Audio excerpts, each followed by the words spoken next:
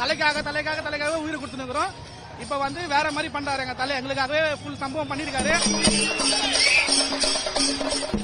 മാമേ അതാണ് good bad അഗ്ലിയെ പറ്റി എങ്ങും പോസിറ്റീവ് റെസ്പോൺസുകൾ നിറഞ്ഞു നിൽക്കുകയാണ്. അജിത് കുമാർ AKയുടെ ഏറ്റവും വലിയ ഫാൻ ബോയ് എന്ന് വിളിക്കുന്ന ആദിക് രവിചന്ദ്രൻ സംവിധാനം ചെയ്യുന്ന സിനിമ ഞാൻ കണ്ടില്ല, പക്ഷേ പറയാതിരിക്കാൻ പറ്റുന്നില്ല. തമിഴ്നാട്ടിൽ ഇത് ക്രിയേറ്റ് ചെയ്യുന്ന ഓളം എന്ന് പറയുന്നത് ചെറുതൊന്നുമല്ല. കാരണം ഈ സിനിമയുടെ ആദ്യ ഷോ കഴിഞ്ഞതിന് ശേഷം ഫാൻസ് തമിഴ്നാട്ടിൽ അങ്ങ് കിഴിക്കുകയാണ്. കാരണം കേരളത്തിൽ പോലും അജിത് ആരാധകർ അവരെല്ലാവരും കണ്ണിൽ എണ്ണ ഒഴിച്ച് കാത്തിരിക്കുന്ന സിനിമ എന്നൊക്കെ പറയില്ലേ. എത്ര തുടർ പരാജയങ്ങൾ നമ്മൾ തുനിവെടുത്ത് നോക്കിയാൽ പോലും, അല്ലെങ്കിൽ സംവിധായകൻ ശിവയുമൊത്ത് ആദ്യത്തെ 2 സിനിമകൾ ഹിറ്റായതല്ലാതെ ബാക്കിയുള്ള സിനിമകളെല്ലാം പരാജയപ്പെടുന്നു. ഏറ്റവും ഒടുവിൽ റിലീസായ വിഴാമുയർച്ചി തിയേറ്ററിൽ വമ്പൻ പരാജയമായി നിൽക്കുമ്പോൾ അജിത് ആരാധകർ കേരളത്തിലുണ്ടോ എന്നുള്ള ചോദ്യത്തിന് മറുപടിയാണ് ഗുഡ് ബാഡ് അഗ്ലി എന്ന് പറയേണ്ടി വരും. കാരണം ആരാധകർ അമ്മാതിരി ആവേശത്തിലാണ്. ഇതുപോലെ അജിത്തിൻ്റെ അഴിഞ്ഞാട്ടം കണ്ടിട്ട് വർഷങ്ങളായി. എനിക്ക് തോന്നുന്നു മങ്കാത്തേക്ക് ആണ് ആളുകൾ പറയുന്നത്. അതിനകത്ത് ഏറ്റവും പ്രധാനപ്പെട്ട കോമഡി എന്തെന്നറിയോ, മങ്കാത്തേക്കാൾ മേലെയാണ് ഫാൻസ് വെക്കുന്നത് എന്നുള്ളതാണ്. അതായത് മങ്കാത്തേക്കാൾ മേലെ എന്തായിരിക്കും ഈ സിനിമയിൽ ആദിക് രവിചന്ദ്രൻ ചെയ്തു വെച്ചേക്കുന്നതെന്നൊരു ചോദ്യം എൻ്റെ റെസ്പോൺസ് എടുക്കാൻ പോയ സമയത്ത് എനിക്ക് തോന്നിപ്പോയി. കാരണം മങ്കാത്തേക്ക് മേലെയോ?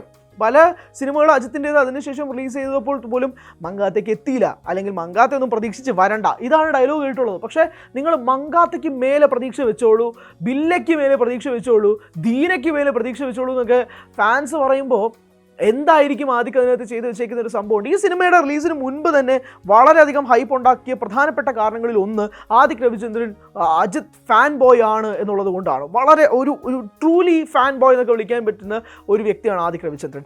2, അദ്ദേഹത്തിൻ്റെ ഏറ്റവും ഒടുവിലത്തെ സിനിമയായ മാർക്ക് ആൻ്റണിയാണ്. മാർക്ക് ആൻ്റണി കണ്ടവരാണ് നിങ്ങളെങ്കിൽ നിങ്ങളുടെ തലേന്ന് ആ സിനിമ പോവില്ല.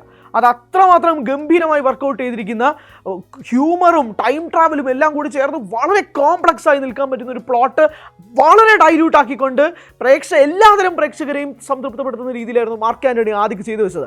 അതിനുശേഷം അജിത്തിനെ വെച്ചൊരു സിനിമ ചെയ്യുമ്പോൾ, പ്രത്യേകിച്ച് അതിൻ്റെ OG സംഭവം പാട്ടായിക്കോട്ടെ, അല്ലെങ്കിൽ അതിനുശേഷം വന്ന ഗോഡ് ബ്ലസ് യു പാട്ടായിക്കോട്ടെ, ഇത് രണ്ടും എൻ്റെ പ്ലേ ലിസ്റ്റിൽ റിപ്പീറ്റഡ് സോങ്സ് ആണ്. അതിനുശേഷം വന്ന ട്രെയിലർ, ഇപ്പോൾ ടീസർ ഒക്കെ വന്നു കഴിഞ്ഞ് ഈ സിനിമയുടെ ഹൈപ്പ് കയറി ബൂമാവുകയായിരുന്നു. വലിയ ഒരു പ്രശ്നം ഉണ്ടായിരുന്നു വെച്ചാൽ, ഇത്രയും ഹൈപ്പ് ക്രിയേറ്റ് ചെയ്തിട്ട് ഈ സിനിമ തിയേറ്ററിൽ നിന്നും പാളിപ്പോകുമെന്നുള്ളൊരു പേടിയുണ്ടായിരുന്നു. പക്ഷേ ഫാൻ ബോയ് പറയാണ്, ലോകേഷ് കനകരാജിന് എങ്ങനെയാണ് കമൽഹാസന് വെച്ച് ചെയ്തതുപോലെ, കാർത്തിക് സുബ്രാജ് എങ്ങനെയാണ് രജനി സാറിനെ വെച്ച് ചെയ്തതുപോലെ, ആറ്റ്ലി എങ്ങനെയാണ് വിജയെ വെച്ച് ചെയ്തതുപോലെ, അതുപോലെ അജിത് സാറിനെ വെച്ച് ഞാനൊരു പടം ചെയ്യാൻ പോവുകയാണെന്ന് ആദിക്കിൻ്റെ കോൺഫിഡൻസ് തന്നെയായിരുന്നു ഈ സിനിമയ്ക്ക് ഇത്രയധികം ഹൈപ്പർ ജനറേറ്റ് ചെയ്തത്. ആൻഡ് അതിൻ്റെ ഫസ്റ്റ് ഷോ കഴിഞ്ഞിറങ്ങുമ്പോഴേക്കും ചിന്തിക്കാൻ പോലും കഴിയാത്ത രീതിയിലുള്ള ക്രൗഡാണ് തമിഴ്നാട്ടിൽ ഇറപ്റ്റ് ചെയ്തുകൊണ്ടിരിക്കുന്നത്.